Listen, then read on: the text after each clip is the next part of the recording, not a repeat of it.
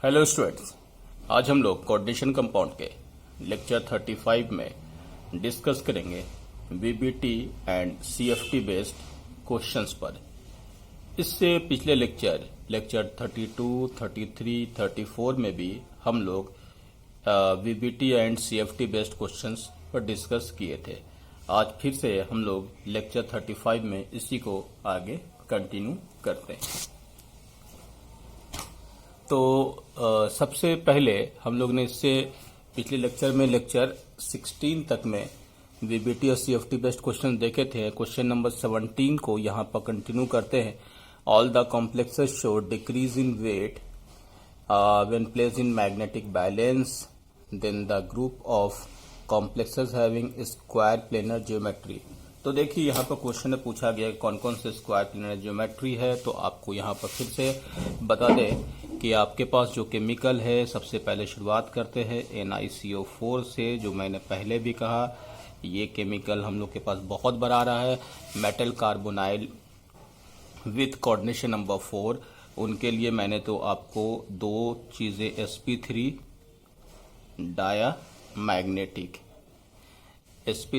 Diamagnetic यानी के और टेट्राहेड्रल फिक्स कर दिया था। यहाँ पर जिंक की ऑक्सीडेशन स्टेट अगर आप देखें तो ये +2 है। तो आपको यहाँ फिर से बता दें, जिंक +2 कोऑर्डिनेशन नंबर 4 कभी भी होगा तो क्योंकि उसके पास डी तो खाली है ही नहीं, तो sp3 टेट्राहेड्रल और डायामैग्नेटिक होगा, क्योंकि ये तो 3D10 है। D10 यानी कि डी पूरी तरीके से भरा हुआ है और स्क्वायर प्लेनर के लिए डी का खाली होना जरूरी होगा, कम से कम एक टी। पीटी केमिकल, पीटी की ऑक्सीडेशन स्टेट निकालोगे यहाँ +2। फिर से आपको दिखा दे ये PTCl4, या चलो इसको ऐसे लिख दें PTL4 केमिकल +2 ऑक्सीडेशन स्टेट। और इसके बाद हम लोग ने पीडी में भी लिखा था +2। ये केमिकल के बारे में लिखा था हम लोग ने 5D8, यहाँ भी 4D8। 5D8 और 4D8 के बारे में अगर हम कहें तो ये वाले केमिकल के लिए भी हम लोग ने डायामैग्नेटिक दोनों के लिए कहा था और square planar, diamagnetic square planar यानी DsP2 कॉन्फ़िगरेशन होगा। तो यहाँ पर भी ये स्क्वायर प्लेनर। रोडियम केमिकल, ये रोडियम केमिकल के बारे में फिर से दिखा दे। रोडियम की ऑक्सीडेशन स्टेट निकाल तो 0, यहाँ पर +1 होगा, यहाँ -1। रोडियम +1 में यहाँ भी अगर कॉन्फ़िगरेशन आप देखेंगे, इससे पिछले लेक्चर में आपको मिल जाएगा। रोडियम का +1D8 कॉन्फ़िगरेशन है, तो यहाँ पर भी जो कॉम्प्लेक्स आपको मिलेगा ये भी डायामैग्नेटिक स्क्वायर प्लेनर और DsP2। ये बात हम लोग ने इससे पहले भी किया हुआ है। रोडियम जिसको मैंने विल्किंसन कैटलिस्ट कहा था, तो वो केमिकल, या वैसे भी कहा गया कि 4D8 5D8 कोऑर्डिनेशन नंबर 4 में स्क्वायर प्लेनर होगा। ये तो आपके लिए कौन कौन से केमिकल होंगे स्क्वायर प्लेनर में, तो एक तो ये हो गया 3, एक 4। तो यहाँ पर 3 और 4 दिया हुआ, तो यहाँ आंसर कौन सा हो जाएगा, डी। ठीक है, अब हम लोग, अच्छा हाँ एक और चीज यहां लिखा हुआ है डिक्रीज इन वेट। अब देखिए इसका क्या मतलब है। एक्चुअल में क्या है, कुछ केमिकल स्पीशीज जैसे आपको दिया हुआ, जैसे कोबाल्ट दिया, निकेल दिया, कॉपर दिया, जिंक दिया, कुछ किसी भी केमिकल का अगर आपसे पूछे कि मैग्नेटिक नेचर बताओ, तो आप क्या करते हैं, इलेक्ट्रॉनिक कॉन्फ़िगरेशन लिखते हैं, एन की वैल्यू आप यहाँ पर लिखते हैं और यहाँ पर म्यू = n+2 स्क्वायर रूट इस फॉर्मूले पर रखते हैं। एन की वैल्यू यहाँ 1 2 3 4 5 इस हिसाब से रख करके एन की वैल्यू के हिसाब से मैग्नेटिक मोमेंट की वैल्यू बोर मैग्नेटोन के अकॉर्डिंग बता देते हैं। और एन की वैल्यू 0 है तो डायामैग्नेटिक। तो ये तो कॉन्फ़िगरेशन हुआ। किसी कॉम्प्लेक्स में भी देखते हैं कि लिगेंड के थ्रू हम लोग स्क्वायर प्लेनर, टेट्राहेड्रल या इलेक्ट्रॉन पेयरिंग होगा या नहीं होगा, तो उसके अकॉर्डिंग भी बताते हैं। लेकिन कोई ऐसे भी सब्सटेंस होंगे, कोई ऐसे भी केमिकल होंगे जिनको आपको वहां पर उनकी नेचर पता नहीं है और उनकी कॉन्फ़िगरेशन भी नहीं दी हुई। तो एक यहाँ पर ये गॉस बायलेंस यहाँ पर जो इसका यहाँ पर लिखा हुआ मैग्नेटिक बैलेंस, ये इसी के बारे में बात कर रहा है। एक्चुअल में क्या होता है, उसमें एक तरफ वेट लगा दिया जाता है, दूसरी तरफ उस सब्सटेंस को रख दिया जाता है जिसकी आपको मैग्नेटिक नेचर पता करनी होती है। शुरुआत में क्या करते हैं कि बैलेंस ले करके, यानी कि सब्सटेंस और दूसरी तरफ जो वेट है, यानी जिस सब्सटेंस की आपको मैग्नेटिक नेचर देखनी है, दूसरी वाली जो वेट है उनको इक्वल कर लेते हैं। उसके बाद मैग्नेटिक सब्सटेंस जो आपने लिया हुआ है उसको मैग्नेटिक फील्ड, यानी कि फिर से उसको मैग्नेटिक फील्ड में लेके आते हैं, तो रिपल्शन और अट्रैक्शन की वजह से वेट में उनके चेंजिंग आती है। तो उस वेट के चेंज के अकॉर्डिंग डिक्रीज इन वेट अगर लिखा हुआ होगा तो आप समझ लीजिए कि वो कॉम्प्लेक्स या वो कंपाउंड डायामैग्नेटिक होगा। और वही चीज अगर इंक्रीज इन वेट लिखा होता तो वो पैरामैग्नेटिक हो कभी होगा। तो हम इस प्रोसेस को पूरा आपसे डिटेल में डिस्कस करें। अभी सिर्फ इतना याद रखिएगा कि गॉय बैलेंस के थ्रू मैग्नेटिक बैलेंस जो होता है उसके थ्रू जो है इंक्रीज और डिक्रीज इन वेट से मैग्नेटिक नेचर भी बताया सकता है। कभी क्वेश्चन में दे दिया गया कि कोई कॉम्प्लेक्स है और वेट जो है उसका डिक्रीज करता है मैग्नेटिक बैलेंस में, तो समझ लीजिए कि वो बात कर रहा है कि वो कॉम्प्लेक्स या वो कंपाउंड डायामैग्नेटिक है, और इंक्रीज कर रहा तो पैरामैग्नेटिक। ठीक है, तो हम लोग नेक्स्ट क्वेश्चन की तरफ बढ़ते हैं। कोऑर्डिनेशन नंबर जो है Ni2 पॉजिटिव का इसमें दिया हुआ है +4, और यहां पर Cn है, एक्सेस है, स्ट्रॉन्ग लिगेंड है। तो यहां पर देखा है तो ये कॉम्प्लेक्स जो है कोऑर्डिनेशन नंबर 4 आपको यहां पर लेना है। तो ये आपके पास +2 चार्ज के अकॉर्डिंग यहां हो जाएगा -2। दूसरा क्लोरो कॉम्प्लेक्स है Cl भी एक्सेस में ऐड किया तो Cl4 2-। दोनों में आपको निकेल की ऑक्सीडेशन स्टेट +2 दी गई है। ठीक है, अब यहां हम लोग निकेल +2 है तो +2 का मतलब क्या हो गया, निकेल +2 यानी 3D8 कॉन्फ़िगरेशन हो गया। अब आपको 3D8 कॉन्फ़िगरेशन यानी कि आप यहां देख सकते हैं 3D8 साइनाइड जो है यहां पर Cn माइनस है, स्ट्रॉन्ग फील्ड लिगेंड। तो स्ट्रॉन्ग फील्ड लिगेंड है, और यहां पर आपके पास 3D8 Cl माइनस, ये कैसा है, वीक फील्ड लिगेंड। तो उनके अकॉर्डिंग जब हम लोग यहां पर इसको अरेंज करेंगे तो ये 1 2 3 4 5 ये हो गया आपके पास 1 2 3 4 5 6 7 8। जैसा कि आपको मालूम है यहां पर n की वैल्यू 2 आ गई। n की वैल्यू 2, कोऑर्डिनेशन नंबर 4 है, बाकी आपके पास ये ऑर्बिटल ले लो। नेक्स्ट में ये वीक लिगेंड था, इलेक्ट्रॉन को वैसे ही छोड़ दिया, यहां पर स्ट्रॉन्ग लिगेंड है। तो इस केस में जो यहां पर हम लोग ऑर्बिटल बनाएंगे 1 2 3 4 5 6 7, ये इलेक्ट्रॉन इधर आ जाएगा, यानी ये हो गया 8। तो एक डी खाली हो गया, एक एस हो गया और बाकी पी। यहां से हम लोग ने DsP2 बना लिया और ये वाला sp3। तो आपके पास दो कॉम्प्लेक्स है, उस कॉम्प्लेक्स में जो साइनाइड का कॉम्प्लेक्स है पहले भी डिस्कस किया, स्ट्रॉन्ग फील्ड Ni2 पॉजिटिव का स्ट्रॉन्ग D8 होगा तो डायामैग्नेटिक होगा यानी DsP2 कॉन्फ़िगरेशन, और यहां पर आपके पास strong weak field ligand Ni2 positive D8, इनकी वैल्यू 2 पैरामैग्नेटिक होगा। तो यही पूछा है कि एक्सेस साइनाइड लोगे तो वो वीक लिगेंड Cl को हटा देगा और वहां पर कॉम्प्लेक्स ऐसा बन जाएगा। यहां पर तो दोनों Cl है, कोई फर्क नहीं पड़ेगा, एक्सेस से वो कोऑर्डिनेशन नंबर 4 तक पहुंच जाएगा। तो पहला ऑप्शन बोथ डायमैग्नेटिक नहीं, गलत है, बोथ पैरामैग्नेटिक वो भी गलत है। ए पैरामैग्नेटिक नहीं, तो ए कौन सा है, डायामैग्नेटिक है, और A is diamagnetic, B is paramagnetic. तो यहां पर ऑप्शन करेक्ट कौन सा हो जाएगा, वो हो जाएगा बी वाला। इसके बाद नेक्स्ट क्वेश्चन में आते हैं। क्वेश्चन नंबर 19 में for the octahedral complex Fe3 in SCN thiocyanate और साइनाइड लिगेंड, दो लिगेंड दिया हुआ है, तो difference between the spin only magnetic moment bore magneton जो अप्रोक्सीमेट वैल्यू आपसे पूछा जा रहा है। तो सबसे पहले तो आप यहाँ पर Fe3 पॉजिटिव लिख देते हैं, पहले चलो Fe लिख दिया, फिर से लिख दिया 3d6 4s2 और Fe3 पॉजिटिव है तो यहां हो जाएगा कितना 3d5, 2 यहां से एक यहां से इलेक्ट्रॉन हटा लिया। अब आपके पास यहां पर जो कॉम्प्लेक्स उसने पहला लिखा है FeSCN होल 6, कोऑर्डिनेशन नंबर 6 हो गया, यहां +3 चार्ज है, साइनाइड पर चार्ज -1 होता है तो यहां हो जाएगा -3। ठीक है, अब आपको मालूम है ऑक्टाहेड्रल फॉर्म है, तो ऑक्टाहेड्रल फॉर्म में यहां आपके पास ऐसे बना लो, ये इस तरीके से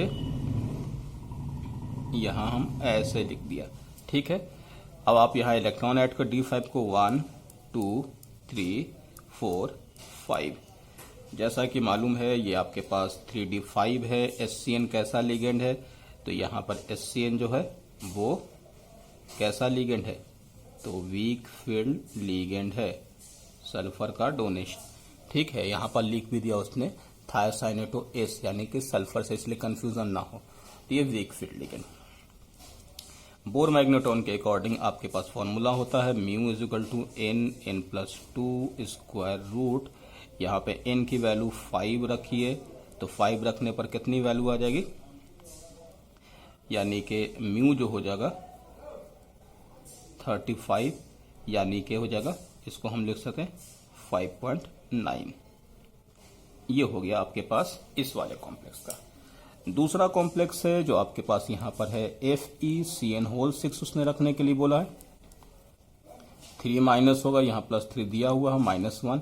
यहाँ आपके पास साइनाइड कैसा है, तो Cn- जो है स्ट्रॉन्ग फील्ड लिगेंड है, स्ट्रॉन्ग फील्ड लिगेंड हो गया। तो आपके पास इस कॉम्प्लेक्स में ये इलेक्ट्रॉन को अगर हम लोग यहाँ पर इसी को ऐसे लिख दें जो मैंने उसमें लिखा है, तो ये इस तरीके से ये इलेक्ट्रॉन जो है पेयरिंग में आ जाएगा, तो वो ये किसी और के साथ पेयरिंग या ऐसा बच जाएगा। तो आपके पास यहां पर n की वैल्यू 1।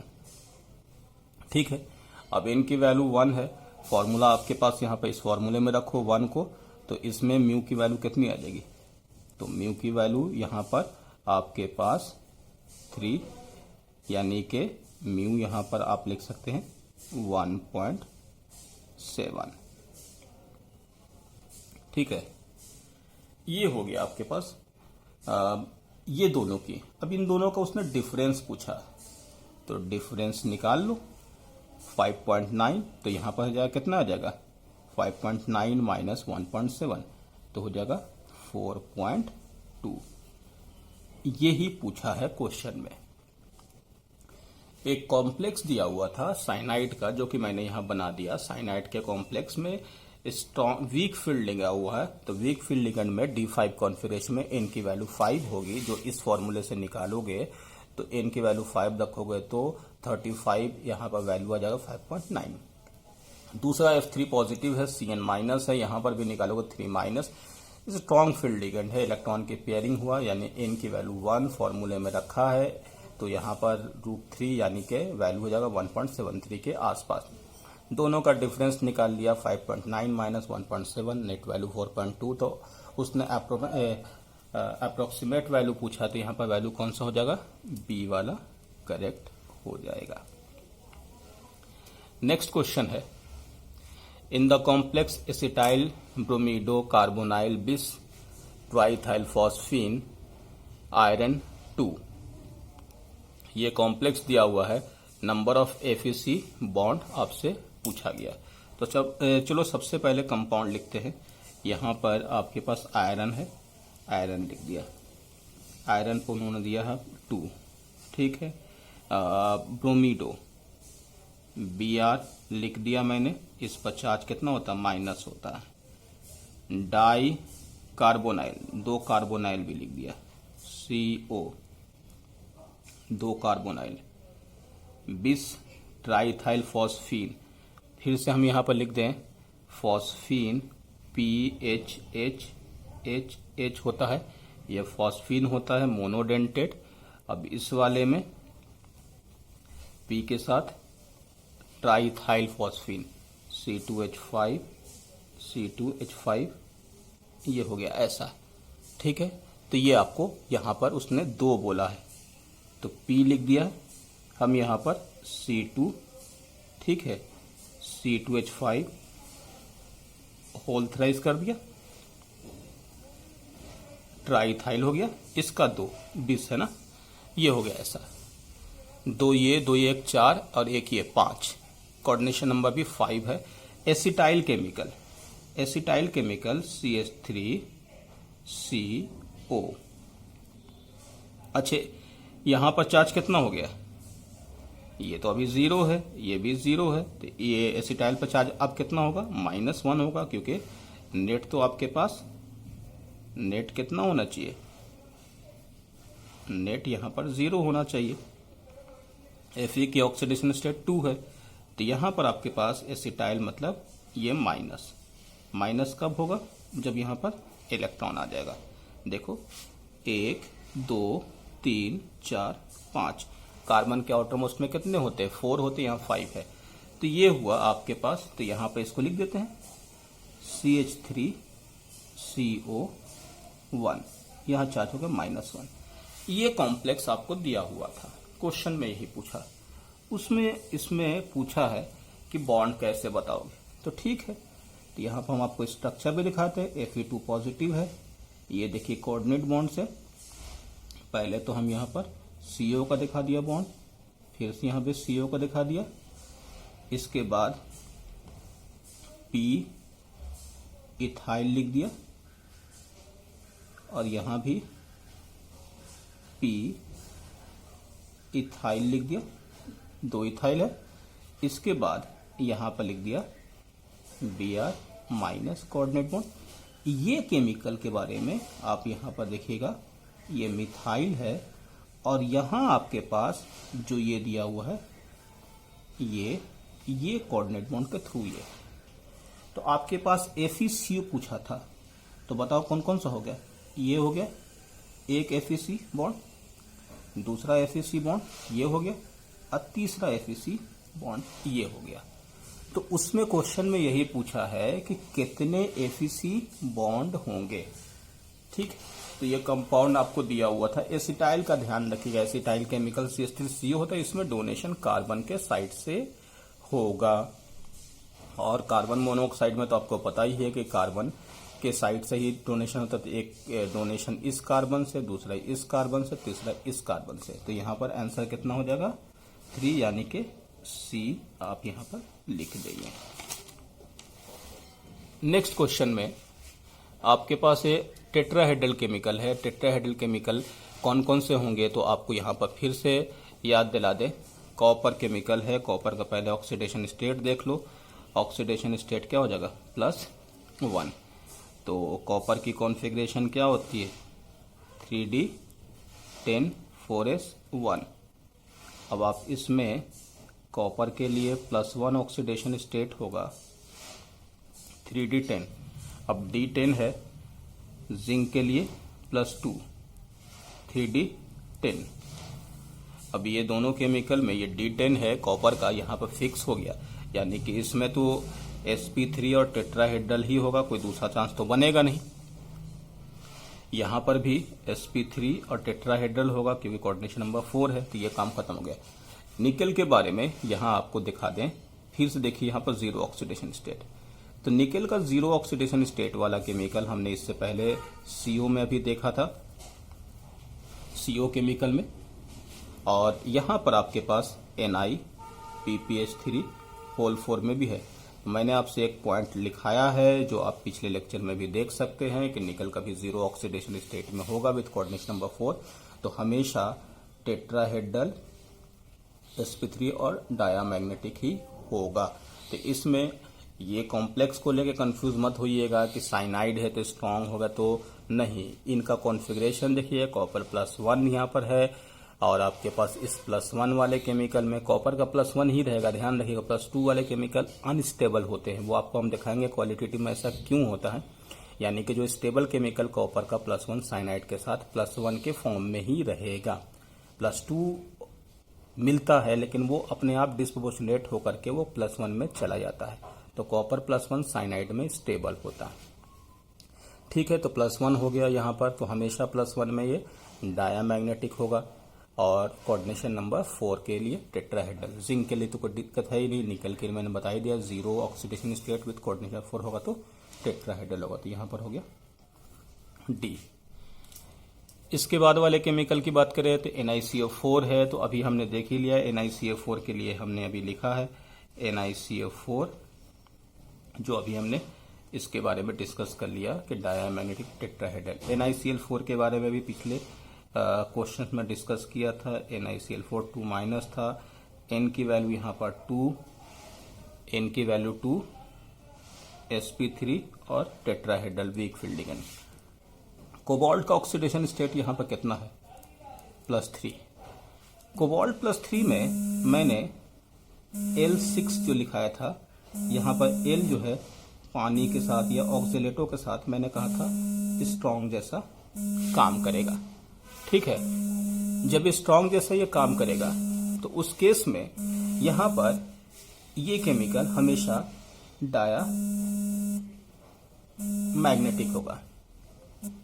ठीक है, स्ट्रॉन्ग जैसा काम करे तो कैसा होगा? डाया मैग्नेटिक होगा। अब आपके पास इस वाले कॉम्प्लेक्स में अमोनिया है, यानी पानी से भी स्ट्रॉन्ग है।